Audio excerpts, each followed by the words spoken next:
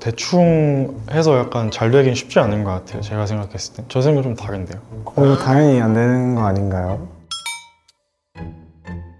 약간 무슨 느낌인지는 알 것 같아요. 약간 무슨 느낌인지는. 근데 그 부분은 정말 머리가 비약적으로 뛰어난 분이 아닌 이상 그렇게 하긴 어려울 것 같아서 저 같은 경우는 여러 번 나눠서 반복하는 편이었거든요. 대학교 와서도 그렇게 하고 있는 것 같아요. 저는 진짜 100 중에 100이라고 생각을 하고 반복의 중요성은 아무리 강조해도 약하지 않은 것 같아요. 저는 진짜 한 100 중에 90 정도라고 진짜 반복 학습을 엄청 많이 했기 때문에 연세대 의대에 갈 수 있었지 않나 라는 생각이 좀 드네요. 나머지 10은 찍어서 맞고 제가 고등학교 1학년 때 한두 번 정도 내용을 훑고 문제 적당히 풀고 들어가면 되겠지라고 싶어서 좀 안일하게 생각했었는데 막상 시험을 보니까 3등급이 나왔던 걸로 기억하거든요. 진짜 다를 때까지 반복해야 되는구나 라는 걸 체감했던 것 같아요. 이제 약간 초등학교 때 약간 알았던 것 같은데 영재반 이런 거 준비를 했었는데 같이 준비하는 친구들 보면 따로 공부를 안 하는 것 같은데도 다 외우고 약간 문제도 다 풀 수 있고 그랬는데 저는 그게 안 되는 거 보니까 나는 그렇게까지 머리가 좋지는 않았구나 라는 생각이 들어서 자연스럽게 반복 학습을 했던 것 같아요.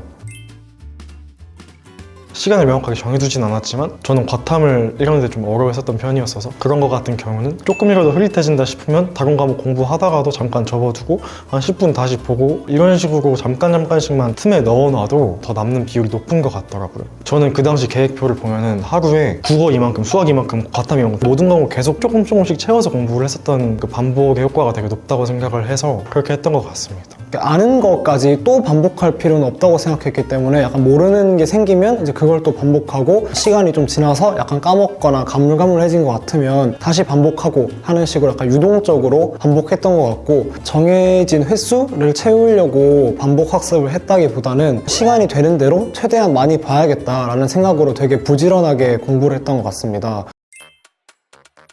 국어 같은 경우는 문제를 반복해서 풀다 보니까 좀 체득을 하게 됐던 것 같아요. 그래서 반복을 하다 보니까 그 인물을 잡는 법을 알게 되고 장소의 흐름을 잡는 법을 알게 되고 이게 어떤 식으로 주제랑 연관성을 가져갈 수 있는지 이런 부분들은 그냥 단순히 기출을 한두 번 보고 작품 분석 한 번 보고 약간 이런 식으로 했을 때에는 절대 얻을 수 없는 것들이거든요. 국어는 5단계 정도로 반복을 했던 것 같은데 1단계에서는 수업을 듣기 전에 문제를 한번 스스로 풀어보는 시간을 가졌습니다. 그리고 2단계에서는 답을 채점하고 틀린 문제가 있으면 그거 한번 고쳐보고 답지의 해설지 보면서 그 선지에 대해서 확실하게 알아보는 시간을 가졌고 그 다음에 이제 수업을 들었습니다. 그래서 진짜 학교 선생님의 어떤 수업 내용, 그리고 자습서, 해설지의 내용 같은 것들을 이렇게 정리를 했었고 정리된 내용들을 옮겨서 적으면서 자신만의 노트를 적어주면서 한 번 더 반복을 했습니다. 노트 작성하는 방법은 그 국어 필기법 영상에 더 자세하게 나와 있으니까 그거 보시면 될 것 같고요. 요거를 이제 4단계에서는 계속 반복해서 봤습니다. 교과서, 프린트물 같은 것도 계속 반복해서 봤는데 학습지나 이제 교과서를 보는 약간 팁을 알려드리자면 외워야 될 부분이 있잖아요. 뭐 예를 들어서 여기 있는 글을 내가 외우고 싶다. 그러면은 포스트잇 같은 거를 여기 위에 이렇게 붙여가지고 이렇게 외울 부분을 다 가려놓고 프린터기에 이렇게 스캔을 하게 되면 백지 테스트 종이가 나오게 되겠죠. 그래서 그 종이를 반복해서 적어주면서 외워주는 게 이제 4단계가 완료됐습니다. 마지막으로 5단계에서는 변형 문제를 풀었는데 문제의 답만 이렇게 체크하고 넘어가는 거는 약간 공부가 안 된다고 생각을 했기 때문에 깨끗한 상태의 지문을 그냥 한 개 더 얻었다라는 생각을 가지고 내가 외웠던 부분이랑 약간 중요하던 문장 같은 거를 이렇게 여백에 적어보고 내가 몰랐던 거는 없었는지 약간 검토하는 느낌으로 변형 문제를 풀었던 것 같습니다. 수학은 제가 같은 문제를 여러 번 반복해서 푸는 건 그렇게 좋아하지 않았는데 풀다 보면은 실전에서 사용할 수 있을 법한 스킬들이 계속 생겨요. 해설지를 본다든가 저는 이렇게 풀었는데 이 친구는 이렇게 풀었네 하는데 이게 훨씬 더 효율적인 방법이다. 그거를 계속 같은 노트에 누적해서 적어놨었거든요. 그래서 모의고사 직전마다 그 스킬들만 거의 달달 외우다시피 하고 들어갔던 것 같아요. 특정 발문이나 혹은 특정 그 수식을 봤을 때 이런 단계를 거쳐서 풀어야겠다라는 거를 정하는 과정에서 반복이랑 약간의 암기가 필요하지 않나라고 생각합니다. 수학 같은 경우는 그 내신 첫날만 딱 쉬고 그 다음 날부터는 바로 다음 시험 범위의 수학 공부를 했습니다. 영어나 국어처럼 이미 같은 문제를 여러 번 반복해서 풀기보다는 최대한 다양하고 새로운 문제들을 많이 풀어보려고 노력을 했던 것 같아요. 근데 약간 어려웠거나 아이디어가 좋았던 문제 이런 것들을 형광펜으로 따로 체크를 해놓고 한 시험 2주 전부터는 약간 국어, 영어, 암기 같은 거를 늘려야 되기 때문에 기출문제 1개 정도를 시간 맞춰서 풀고 체크해놨던 문제를 다시 이렇게 풀어보고 어려운 문제는 많게는 한 5번까지도 반복해서 풀었던 것 같습니다. 그걸 반복을 계속 하다 보면 실수하는 것도 줄어들고 약간 수학적인 사고가 넓어지는 게 진짜 약간 느껴지기 때문에 반복해서 공부하는 게 정말 중요한 것 같아요.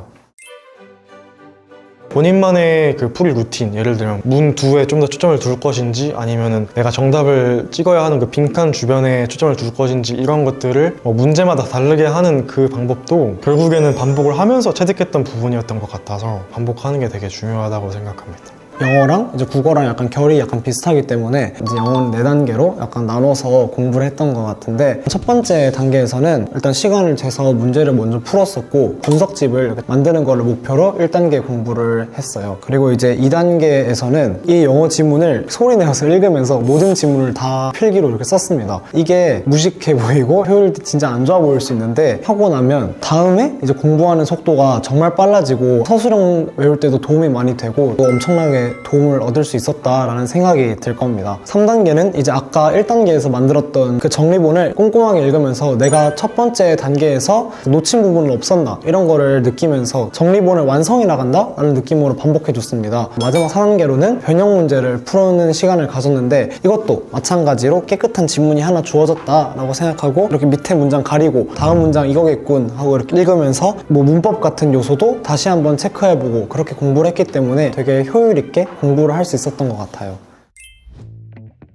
저는 사탐에 좀 자신이 있는 사람이었어요. 그럼에도 불구하고 반복을 정말 많이 했던 기억이 있거든요. 왜냐면 탐구는 진짜 한 문제 틀렸을 때 2등급으로 넘어갈 수 있는 소지가 다분한 과목이잖아요. 한 문제도 절대 놓치지 않겠다라는 마음으로 반복을 했던 것 같은데 처음에 공부를 할 때는 맛없던 검정책으로 조금이라도 헷갈리면 무조건 체크를 하고 해설지에 적힌 걸 그대로 받아 적었고 심지어는 제시문이나 보기에 있는 것 중에서도 처음 보는 말이다 라고 하면 무조건 체크를 하고서 넘어갔던 기억이 있거든요. 9평 전까지 그 맛없던에 적어놨던 거를 전부 다 달달 외우면서 그거를 계속 반복해서 외웠던 기억이 있고 9편 끝난 이후에는 그 중에서도 계속 헷갈리는 개념들 혹은 새로 접하게 되는 사설 문제집에서 나오는 개념들을 따로 정리를 해뒀었어요. A4 용지 앞뒤고 꽉 채워서 한 15페이지가 정도 있었던 것 같은데 수능 한 달 전부터는 그것만 들고 다니면서 달달 외웠었던 기억이 있거든요. 탐구야말로 특히 반복이 제일 효율적으로 할 수 있는 과목이지 않나 라고 생각합니다. 고등학교 1학년 때는 이제 통합과학으로 있기 때문에 그냥 달달 외워줬었고 고등학교 2학년 때부터가 이제 어려워지는데 이제 수학이랑 약간 공부하는 느낌이 비슷하기 때문에 어려운 문제는 한 7번 정도씩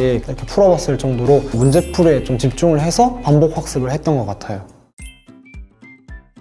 이제 반복 학습을 해라 그러면 진짜 말 그대로 처음부터 끝까지 계속해서 그냥 주구장창 반복만 하는 경우가 있을 수 있는데 아는 걸 계속해서 반복할 필요는 없다라는 게 약간 중요한 것 같아요. 공부를 하다 보면 모르는 게 계속 생기는데 그 모르는 걸 두려워하지 말고 그걸 계속 오히려 찾아내는 거에 반복 학습에 중점을 두는 게 중요한 것 같습니다. 복습을 따로 시간을 잡고 반복을 하려면 이게 되게 손이 안 가게 되거든요. 수업 직후에 오늘 배웠던 내용을 처음부터 끝까지 보는데 책 순서대로 보는 게 아니라 선생님께서 말씀하셨던 순서대로 보는 거예요. 이 부분에서 어떤 걸 강조하셨었는데 그걸 어떤 워딩으로 말씀을 하셨었고 이게 왜 중요하다 했었고 하는 것들을 수업 흐름대로 그대로 가져가면서 떠올려 보려고 하면은 오래 기억이 더 남을 수가 있거든요. 공부를 잘 안 하게 되는 친구들 특징이 필기를 수업 시간에 해놓고도 그게 원필기인지 알아보지도 못하는 경우도 있고 밑줄을 쳐놓고 왜 중요하다 해놨는지도 기억 못하는 경우가 많아서 그렇게 하는 게 좋을 것 같습니다.